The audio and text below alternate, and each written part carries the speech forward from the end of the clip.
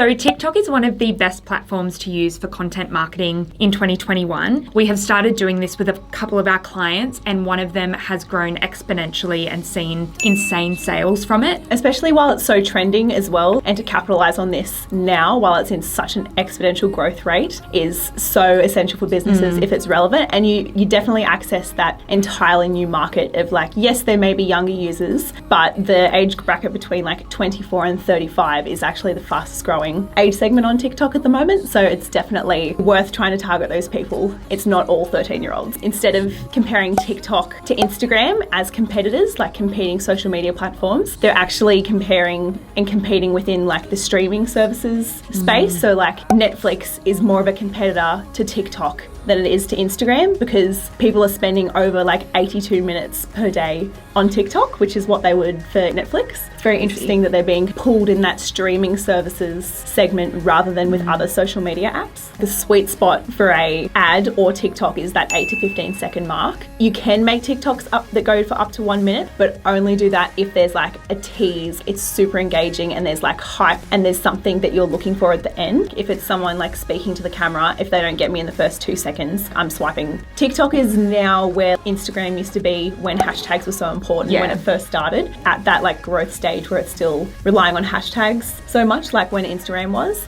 And the first people that get on TikTok will be like those first people who got on Instagram, who now have the millions of followers in the database. The music that you use impacts it so much. Like if it's a popular song, using that will just skyrocket you to the top of everyone's feed. Trending songs as well. Like I'll be on TikTok one day and be, inundated with this one song, and then 3 days later that song's completely gone and there's a new song that's trending. You've just got to be like so on top of the trends that are happening.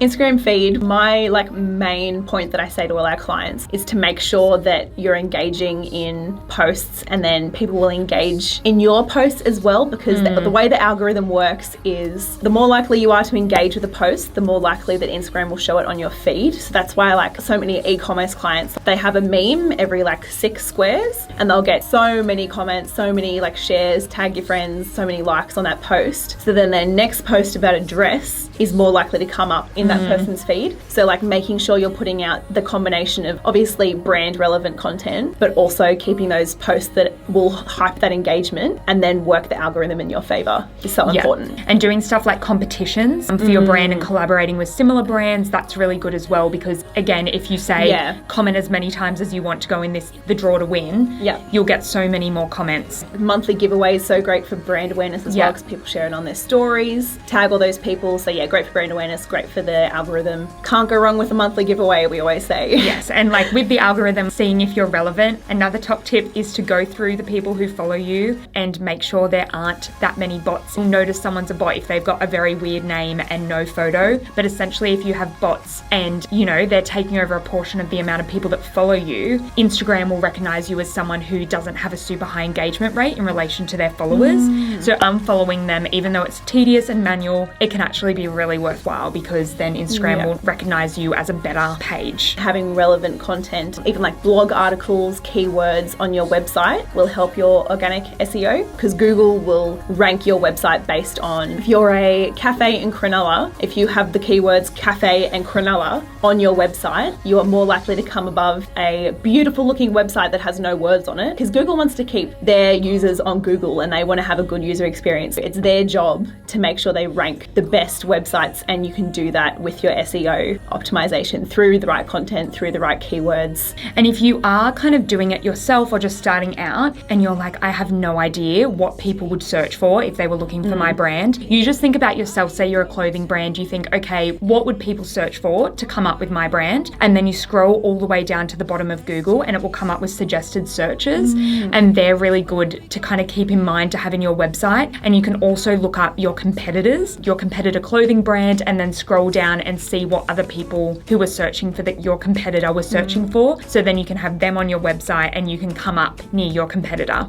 as well. You need fresh content all of the time. Realistically, every single day you need fresh content. That can be really stressful, and as a business owner, if you're doing it yourself, you don't probably have time to be making content for every platform or the platforms that you're using every single day. So it's actually preferable to set aside a full day as a content day. You've got everything ready, you just pump it all out, and then you put it through a planning app like Later, and then you just get it scheduled out across all of your platforms, and then you don't have to worry about it. But if you don't plan those days in and you're not really on top of content all the time, you could literally go a couple of months and think, I haven't posted anything to Instagram, and then your followers are just super disengaged. Even if you do it once a month and get content for that entire month, like that's a lot of content. It's so important because people are just so used to fresh content constantly that they won't engage with something that's old. Planning ahead and being like, okay, so we have like Mother's Day coming up, we have Easter coming up, maybe I should shoot some content surrounding that so it's really relevant for my customers when that time comes around. A couple of jewelry brands that we work with, and Mother's Day is coming up, that's a huge gifting time for them. It's important that they have content that's really relevant to that, because by the time Mother's Day comes around, all the other big brands are going to have their Mother's Day content, and you need to be planning ahead so you can also compete in that space. Because if you're trying to do it day to day while, you know, all your orders are going crazy because it's Mother's Day and everyone needs a present for mum, you will fall behind and you just won't get to get that content out to your people, which is really important. TikTok's important, Instagram's important. They're the two things that I use the most.